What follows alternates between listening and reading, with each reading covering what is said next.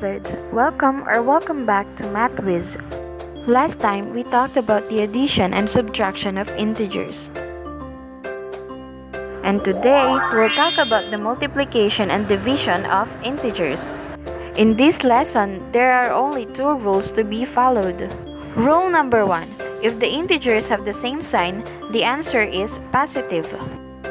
Rule number 2. If the integers have different signs, the answer is negative. Now, let us try these exercises.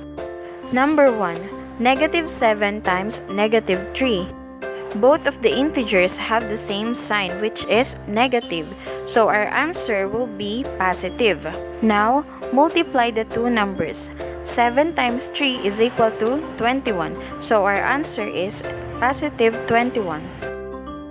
The next one is negative 7 times 3. The first integer is a negative number, and the second integer is a positive one. Therefore, our answer will be a negative number. 7 times 3 is equal to 21, so our answer is negative 21. Now let us try division.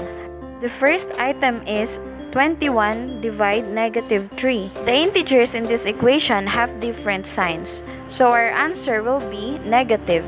21 divided by negative 3 is equal to negative 7.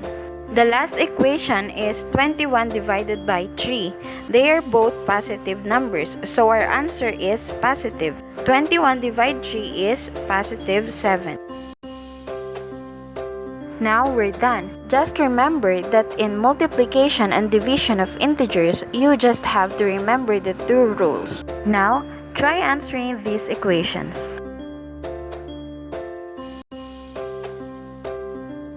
You can also visit our Facebook page by clicking the link on the description box below.